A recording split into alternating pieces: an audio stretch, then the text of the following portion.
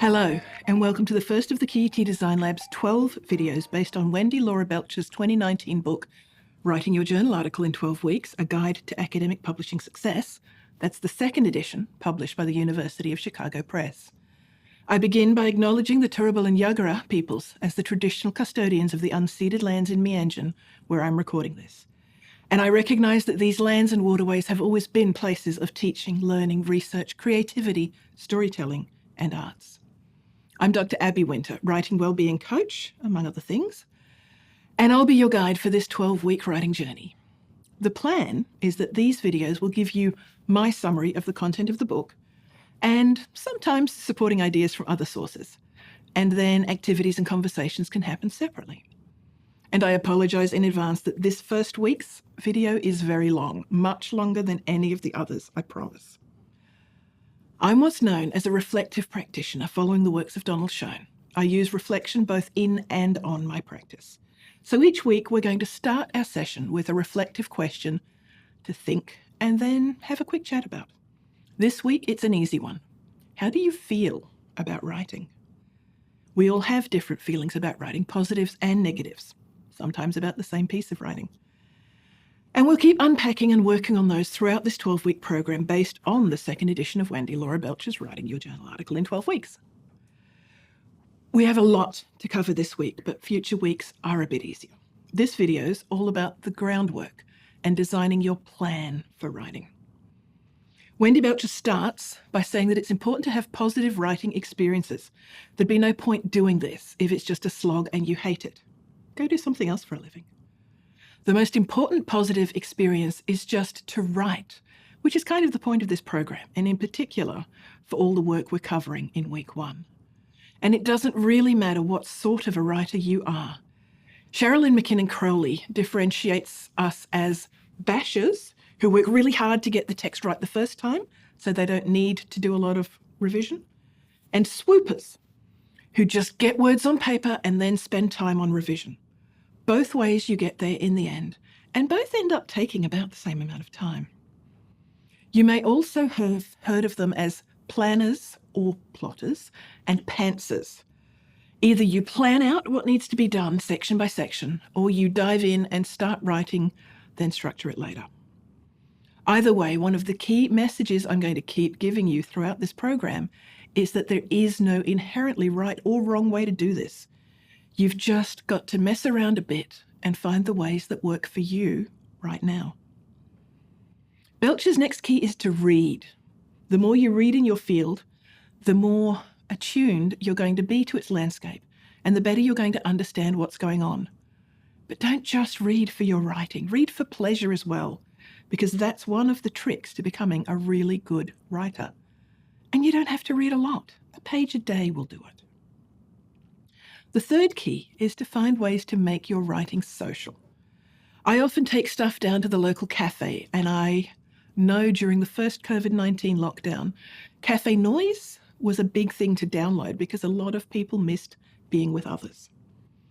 Another great way to make your writing social is to share it with others, which I know can be terrifying.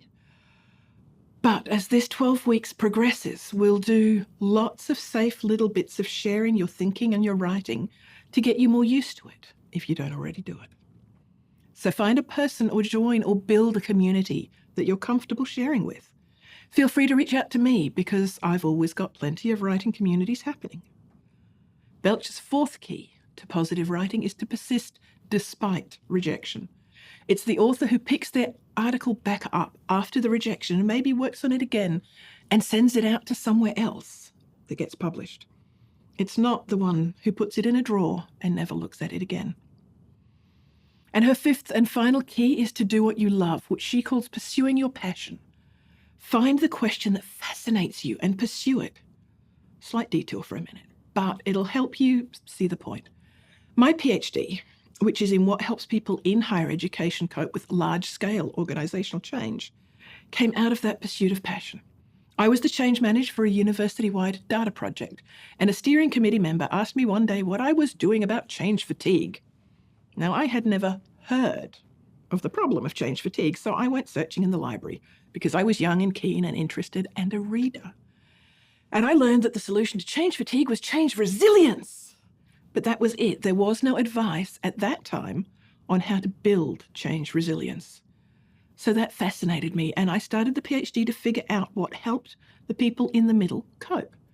Because all of the leadership literature is about how to do change to people. It's not about what Van Maanen calls the tales from the field. So I got fascinated and I got a PhD. Find what fascinates you and follow that passion and write about it. That's how you get to be a good writer. Now, the rest of Belcher's book is all about becoming a published writer. And her biggest tip for that is to track your writing time, which will take about 3 minutes a day. She actually suggests spending a week tracking how you spend all of your time, watching TV, laundry, cooking, traveling, sleeping, whatever. But that's not necessary unless you're desperately interested in all of your own time management habits. And if you are, there are plenty of resources I can help you with. So what I want you to do for this week is take the actual, not planned, time spent writing this week handout and fill it in for each day that you do academic writing. And for those doing this program through the QUT Design Lab, you'll get it emailed after the session along with the instructions for this week's homework, which this is part of. Okay, now, in her 2015 book, Better Than Before, Gretchen Rubin talks about the 2 ways you form a habit, which is what you want your writing to be, right? Something you can just do without having to stress and angst about it. First, you get clear on what you value, in this case, writing. And then you get clear on the actions you're going to take, which is where the calendar comes in. Generally, because there are always exceptions, productive writers write pretty much every day. It doesn't take much. Half an hour a day can get several journal articles out the door each year. Belcher suggests a minimum of 15 minutes a day, because lots and lots of research has shown that little and often is the best way to be productive for most people, rather than waiting till you have that magical block of days to sit and do what's called binge writing, which is a terrible term, when you just write and write until you're empty and exhausted. Firstly, because who wants to end up feeling empty and exhausted? And secondly, because that magical block of time often just doesn't appear. When I was doing my PhD, I was also working pretty much full time, so I ended up doing my reading and note-taking on the bus to and from work. And every Wednesday, I'd finish work at lunchtime and go sit in the university refec for 2 or 3 hours to just focus on writing up everything I'd read and taken notes on that week. And that got me through, no doubt. But only because I was pretty much touching that project every day in some form. That's the trick.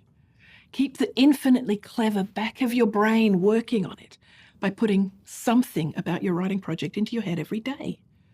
There's a great quote, first reported in 1926 by Graham Wallace in the book The Art of Thought, that basically goes, "How can I know what I think until I've seen what I say?" That's the point of Write Every Day, because by writing it down, you can think about what you need to write next. And we can all find 15 minutes a day, right? Okay. The next thing Belcher talks about on pages 31 to 33 is obstacles to writing. And she breaks them down into different categories: motivational, emotional, health, human distraction, confidence, resources, and obstinance. Again, if you're doing this program through the QUT Design Lab, you'll be sent her checklist so you can write on it if you want to. Otherwise, everything's in her book. She offers some nice solutions on her website, wendybelcher.com, and I really recommend that you have a look at it. And Belcher suggests categorizing the different writing obstacles as giving high, medium, or low interference to your work. Now, one of the biggest obstacles to writing is fear in its various forms. In his 2014 book, The Elements of Academic Style, Eric Hayot suggests on page 31 that we should treat fear as a productive instinct, a preconscious awareness that something interesting lies before you. Anything that is going to be good or great is challenging and therefore frightening, so fear is inevitable.